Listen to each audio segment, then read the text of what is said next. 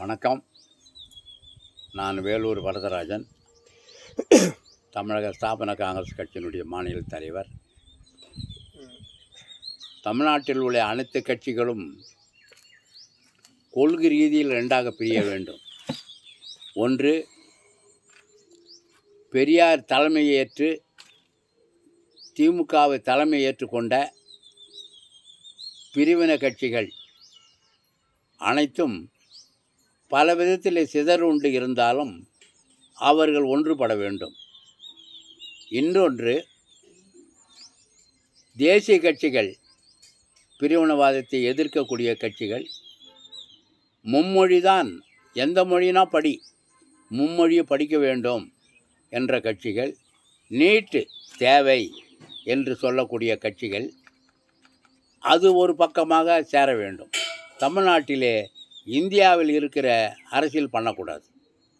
இங்கே பிரிவினைவாதம் அதிகரித்து விட்டது, தீவிர இயக்கங்கள் வளர்ந்து விட்டது. இங்கே விடுதலை புலிகளுக்காக வேலை செய்தவர்கள், பெரும் பணக்காரனாக மாறியவர்கள் எல்லாம் இங்கே இருக்கிறார்கள்.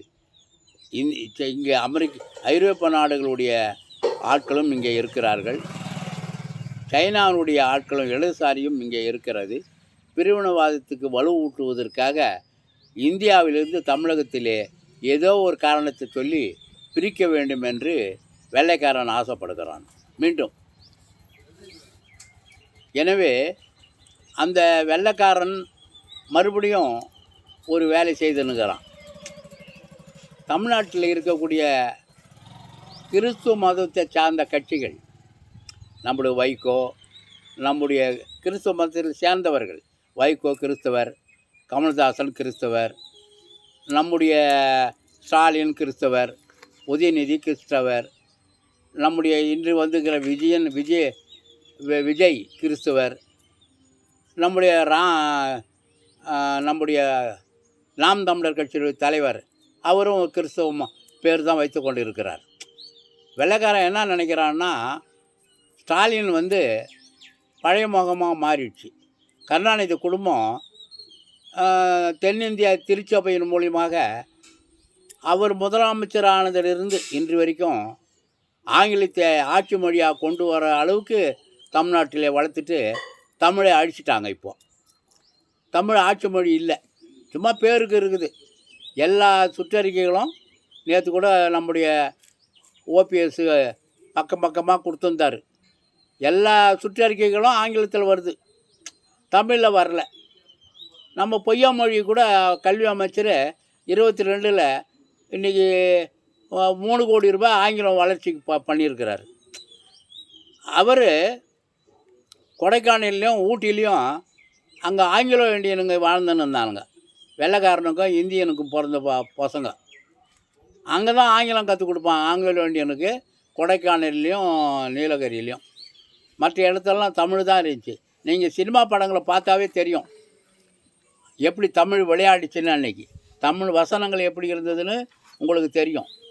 இன்றைக்கி அது இல்லை. புத்தகத்தில், இதில், பாட்டில், சினிமாவில், பேசும்போது பேச்சில் எல்லாத்துலேயுமே ஆங்கிலம்தான். உதாரணத்துக்கு சொன்னீங்கன்னா, தமிழ்நாட்டு தாய்மொழியாக இருக்கிற தமிழ்நாட்டில் பிரிண்டிங் நடப்பது பெரும்பகுதி ஆங்கிலத்தில் தான் நடக்குது, தமிழில் நடக்கலை. தமிழ் பிரிண்டிங் வச்சுங்கிறவன் வாழ முடியல, ஆங்கிலத்தை பிரிண்டிங் வச்சுங்கிறவன் தான் வாழ முடியுது. அந்த அளவுக்கு கொண்டாந்துட்டார் இன்றைக்கி திராவிட நம்ம இந்த திமுக கட்சி. இப்போ அவங்க என்ன நினைக்கிறாங்கன்னா, கருணாநிதி குடும்பம் போதும், இந்த அளவுக்கு கொண்டாந்து விட்டாங்க, புதுமுகமாக பண்ணணுன்ட்டு இப்போ இவங்கெல்லாம் பிடிச்சி பார்த்தாங்க. நான் சொல்லின்னு வந்த ஆட்கள் எல்லாம் இப்போ கடைசியாக அந்த விஜய் பையனை பிடிச்சின்னுக்கிறாங்க. அவனை பிடிச்சிக்கின்னு அந்த இளைஞர்களை வச்சுக்கின்னு அந்த விசிலட்சாங் குஞ்சுன்னு வாங்கலாம் அந்த காலத்தில், அது மாதிரி அவனை வச்சுக்கின்னு இது பண்ணுறது. அவர் என்னமோ பெரிய மாபெரும் தலைவர் மாதிரி, அறிவாளி மாதிரி எதையோ பேசினுக்கிறான் அவன். இந்த தேர்தலோட 2026 துண்டகானம் தொழில்கான்ட்டு இங்கிலாந்துக்கே போயிடுவான்.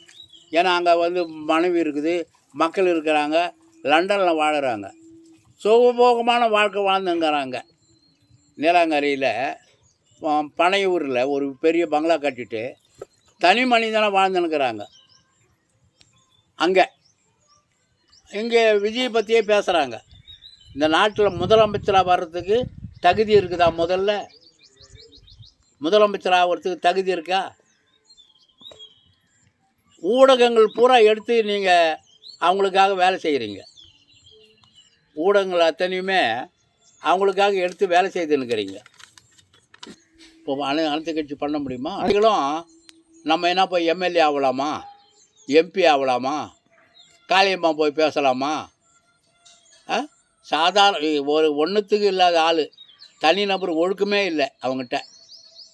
ஒரு மனைவியோடு வாழலை, டெய்லி வாழ்ந்துன்னுக்கிறான்.